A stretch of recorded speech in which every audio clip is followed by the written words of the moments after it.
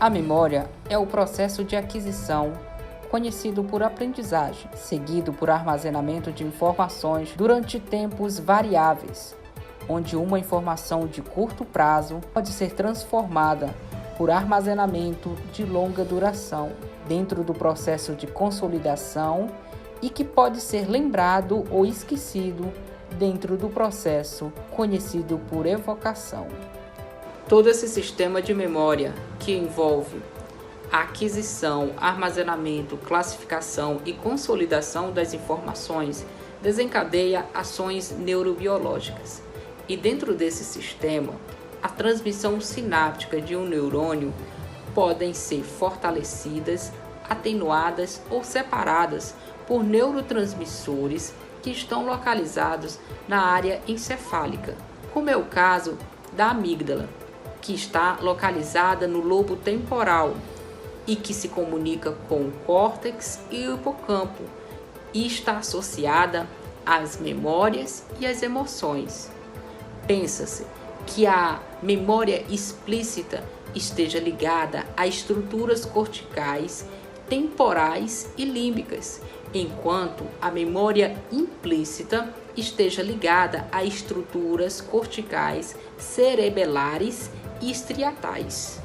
Em suma, os processos que envolvem a aquisição de informações como um som, um objeto, uma sensação tátil, é realizado pelos órgãos sensoriais, ficando o córtex cerebral com a função de classificar todo esse processo nas suas respectivas áreas: motora, fala, visual, associação somatosensorial. A fase da consolidação é ligada aos gânglios de base e cerebelo. Enquanto os gânglios estão ligados à execução de alguma atividade específica, o cerebelo fica responsável pelo equilíbrio dos movimentos posturais e planejamento de movimentos sequenciais.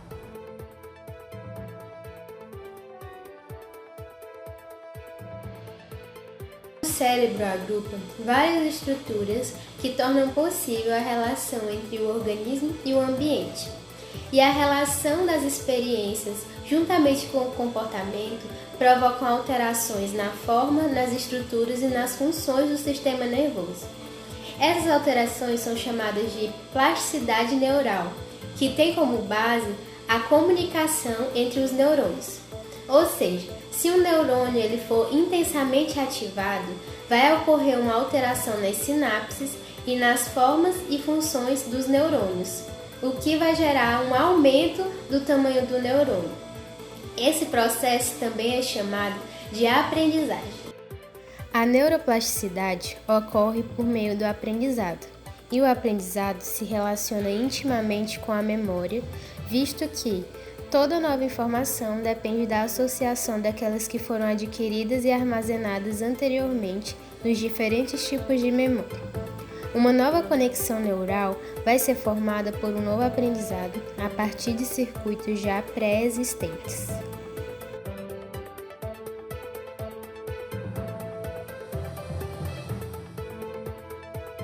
Existem dois tipos de memórias: a memória de curto prazo e a memória de longo prazo.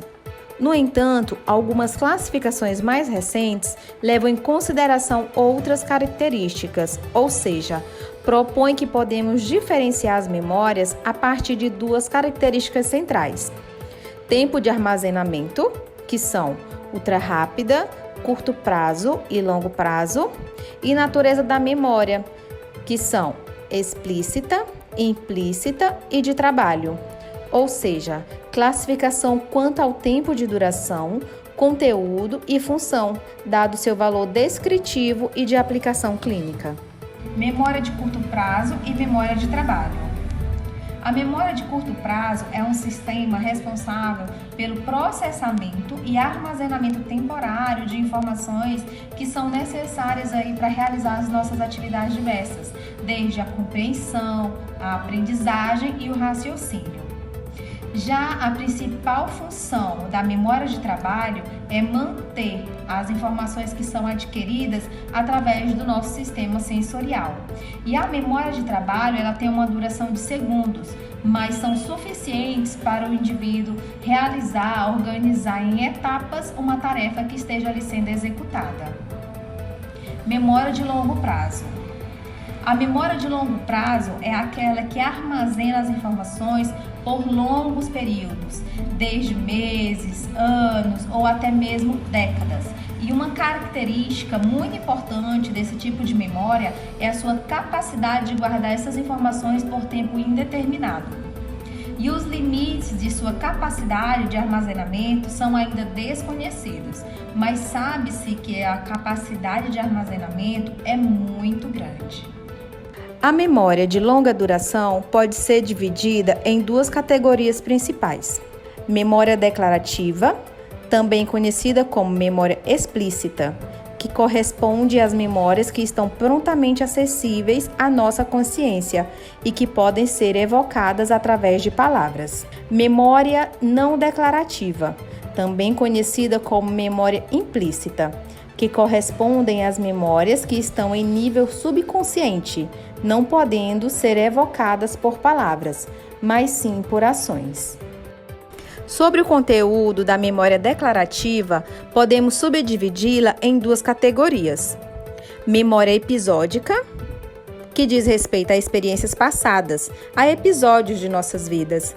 Exemplo, uma viagem, um momento muito triste, o primeiro beijo e etc.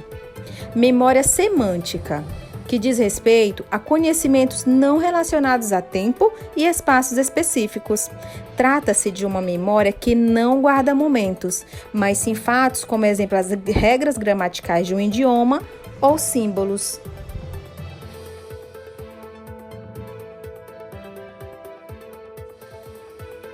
A maior parte das pessoas só se dão conta da própria memória quando esta falha, principalmente quando tais lapsos se repetem constantemente, causando situações de embaraço ou impedindo de realizar atividades importantes. É importante considerar que nossa memória é repleta de falhas e, portanto, não funciona perfeitamente como um videotape.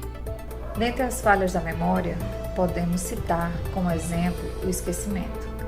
Várias pessoas consideram o esquecimento como algo ruim. Muitas pessoas gostariam de ter uma memória melhor. Contudo, esquecer também tem suas vantagens. Nossa inteligência é resultado, em sua grande maioria, da nossa capacidade de abstrair e trabalhar conhecimento genérico, pois são essas habilidades de abstrair e de generalizar que irão nos conduzir à elaboração e ao desenvolvimento da nossa própria inteligência. Outra vantagem do esquecimento está relacionada à sua função autoprotetora. Desta forma, quando esquecemos determinados eventos, a exemplo daqueles de menor relevância, estamos também economizando nossas funções cognitivas. Em resumo, o ato de esquecer é um processo adaptativo, pois assim retemos somente as informações mais importantes para atuar sobre o meio. Freud elaborou um texto bem interessante sobre esse assunto em 1914, que ele intitulou Recordar, Repetir e Elaborar. E nesse texto ele faz uma síntese sobre tudo o que acontece numa sessão de psicanálise. Na sessão de psicanálise, o paciente retoma o passado para reinventar o seu futuro.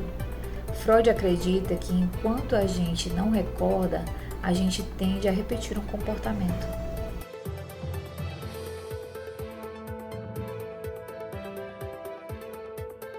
Resultados de pesquisas recentes indicam que a memória pode ser influenciada por alterações nas funções de determinados sistemas cerebrais, assim como por alterações entre interações celulares em áreas cerebrais específicas. Lesões do hipocampo impedem seletivamente a memorização de novas informações, sem afetar a aprendizagem perceptual e a habilidade motora.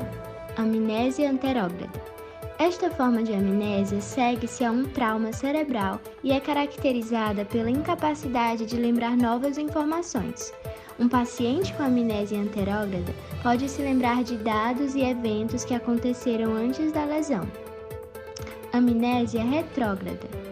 Em certo sentido, essa forma de amnésia é o oposto da amnésia anterógrada, pois a pessoa consegue recordar-se dos eventos que ocorreram após o trauma, mas não consegue lembrar-se de fatos e informações que lhe eram familiares antes do trauma ocorrer.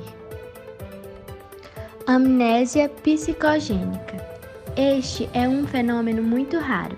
Pacientes esquecem não só o passado, mas a sua própria identidade. Este tipo de amnésia é geralmente desencadeado por um acontecimento no qual a mente da pessoa é incapaz de lidar corretamente. Psicose de Wernicke-Korsakoff. Este tipo de perda de memória é causada pelo abuso de álcool.